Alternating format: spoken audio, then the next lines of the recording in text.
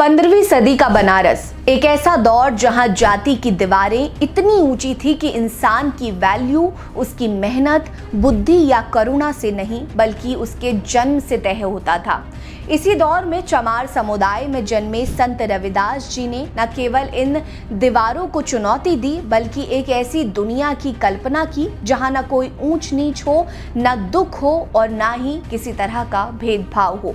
इस अनोखी दुनिया का नाम था बेगमपुरा, एक ऐसा शहर जो न केवल दलितों के लिए बल्कि हर उस इंसान के लिए एक उम्मीद की किरण था जो जाति, धर्म और सामाजिक बंधनों से आजादी चाहता था। नमस्कार, मेरा नाम है रीटा और आज की वीडियो में मैं आपको संत रविदास जी के क्रांतिकारी विचार, उनके जाति विरोधी आंदोलन और बेगमपुरा शहर से जुड़ी हर एक बात बताऊंगी। उससे पहले अगर आपने अभी तक हमारे चैनल को सब्सक्राइब नहीं किया तो जल्दी कर लीजिए। वीडियो पसंद आएगी तो लाइक कर लीजिएगा। कमेंट सेक्शन में संत रविदास जी के बारे में आप क्या सोचते हैं हमें जरूर बताइएगा। संत रविदास जी का जन्म बनारस के पास सिर गोवर्धनपुर गांव में हुआ था। उनकी माता कलसी और पिता संतोख दास चमार समुदाय से थे, जिन्हें उस समय समाज में अछूत माना जाता था। चमार समुदाय का पारंपरिक काम चमड़ा और जूते बनाना था, जिसे मनुवादी घृणा की नजर से देखते थे। लेकिन रविदास जी ने इस काम को गर्व के साथ अपनाया। वे कहते थे कि काम ही हरि यानी भगवान से जोड़ता है। संत रविदास जी बचपन से ही असाधारण थे। कहा जाता है कि उनके गुरु पंडित शारदानंद ने उन्हें पढ़ाने की जिम्मेदारी ली, लेकिन उच्च जाति के लोगों ने इसका विरोध किया। फिर भी शारदानंद ने रविदास जी की प्रतिभा को पहचाना और उन्हें पढ़ाया।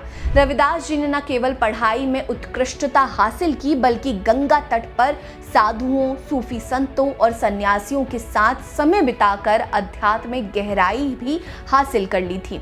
उस समय समाज में ब्राह्मणवाद का बोलबाला था। वेदों और कर्मकांडों का पाखंड, जाति आधारित भेदभाव और अछूतों के प्रति क्रूरता चरम पर थी। तुर्क आक्रमणों और बौद्ध शिक्षा केंद्रों के विनाश ने सांस्कृतिक और सामाजिक जटिलताओं को और ज्यादा बढ़ा दिया था। ऐसे में संत रविदास जी ने निर्गुण भक्ति का रास्ता चुना। ये एक ऐसी भक्ति थी जो बिना मूर्ति, बिना कर्मकांड और बिना जाति के भेद के ईश्वर तक पहुंचती थी। रविदास जी मन चंगा तो कठौती में गंगा पर विश्वास रखते थे। उनका मानना था कि अगर मन शुद्ध हो तो चमड़े के बर्तन में भी गंगा बसती है।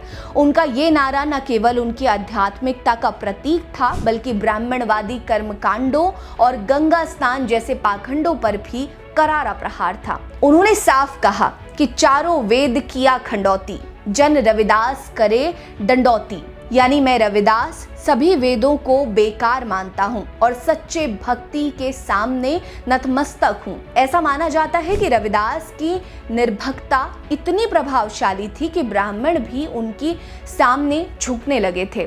उनकी भक्ति और बुद्धिमत्ता ने उन्हें कबीर और गुरु नानक देव जी जैसे समकालीन संतों का समकक्ष बना दिया। उनकी 41 रचनाएं सिखों के पवित्र ग्रंथ गुरु ग्रंथ साहिब में शामिल हैं, जो उनकी व्यापक स्वीकार्यता का प्रमाण है। रविदास का सबसे क्रांतिकारी योगदान था बेगमपुरा शहर की अवधारणा। बेगमपुरा का वास्तविक अर्थ होता है बिना गम का शहर, यानी एक ऐसी दुनिया जहां न कोई जाति हो, न वर्ग हो, न टैक्स हो, न डर हो, न भेदभाव हो।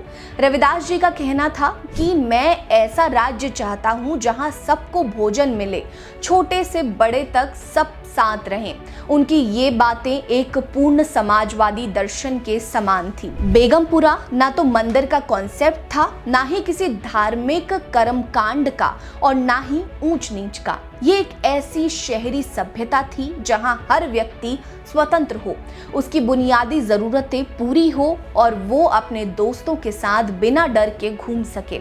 एक ऐसा अधिकार था जिसके बारे में उस समय दलित समाज सोच भी नहीं सकता था। मशहूर विद्वान गेल ओमवेट अपनी किताब सीकिंग बेगमपुरा में लिखती हैं कि संत रविदास जी का बेगमपुरा भारत में पहली साहित्यिक यूटोपिया थी।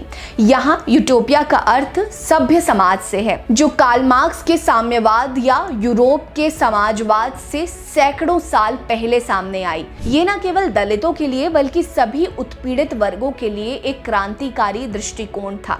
ध्यान देने वाली बात है कि संत रविदास जी का बेगमपुरा सिर्फ एक काल्पनिक शहर नहीं था, ये एक सामाजिक क्रांति का नारा था। उस समय दलितों को ना पढ़ने की इजाजत थी, ना पूजा करने की इजाजत और ना ही सार्वजनिक रास्तों पर चलने की इजाजत थी। उस समय में एक चमार का संत बनना और ब्राह्मणवादी व्यवस्था को चुनौती देना अपने आप में मृत्यु को दावत देने के समान था। वो कहते थे कि हर कोई जाति के जाल में फंसा है और जाति का रोग मानवता को खा रहा है। ये नारा उस समय की सामाजिक व्यवस्था पर सीधा हमला है। संत रविदास जी की शिक्षाओं ने रविदासिया समुदाय को जन्म दिया, जो मुख्य रूप से उत्तर भारत और पंजाब में फैला। ये समुदाय दलितों के बीच आत्मसम्मान और सामाजिक जागरूकता का प्रतीक बना। यहाँ तक कि बाबा साहेब डॉक्टर भीमराव अंबेडकर ने भी संत रविदास जी को अपना प्रेरणा स्रोत माना। उन्होंने अपनी किताब वो वर द अनटचेबल्स को संत रविदास, चोखा मेला और नंदनार को समर्पित किया। ऐसा माना जा सकता है कि डॉक्टर अंबेडकर का सामाजिक लोकतंत्र का विचार संत रविदास जी के बेगमपुरा का आधुनिक और कानूनी रूप था। रविदास जी की लोकप्रियता से ब्राह्मण और उच्च वर्ग असहज हो गए थे। उनकी शिक्षाओं को कमजोर करने के लिए गोस्वामी तुलसीदास ने रामचरितमानस में रामराज्य की अवधारणा पेश की, जो गाय और ब्राह्मणों के हित को सर्वोपरि मानती थी। आपको बता दें कि संत रविदास जी का बेगमपुरा आज भी उतना ही प्रासंगिक है। भारत में जातिगत भेदभाव, आर्थिक असमानता और सामाजिक अन्याय अभी भी जमीनी स्तर पर मौजूद है। उनका सपना हमें याद दिलाता है कि ऐसी दुनिया मुमकिन है जहां हर व्यक्ति को बराबरी, सम्मान और आजादी मिले। रविदासिया समुदाय के लोग आज भी उनके विचारों को जीवित रखे हुए हैं। पंजाब में बेगमपुरा, टाइगर फोर्स और भीम आर्मी जैसे संगठन संत रविदास जी और डॉक्टर भीमराव अंबेडकर की शिक्षाओं को आधार बनाकर दलित अधिकारों की लड़ाई लड़ रहे हैं। साल 2019 में दिल्ली के तुगलकाबाद में रविदास मंदिर के तोड़े जाने के खिलाफ हजारों दलितों और जाति विरोधी कार्यकर्ताओं ने विरोध प्रदर्शन किया, जो उनकी विरासत की ताकत को दर्शाता है। संत रविदास जी महाराज पर आपकी क्या राय है, हमें कमेंट सेक्शन में जरूर बताइए। बने रहिए हमारे साथ। नमस्कार।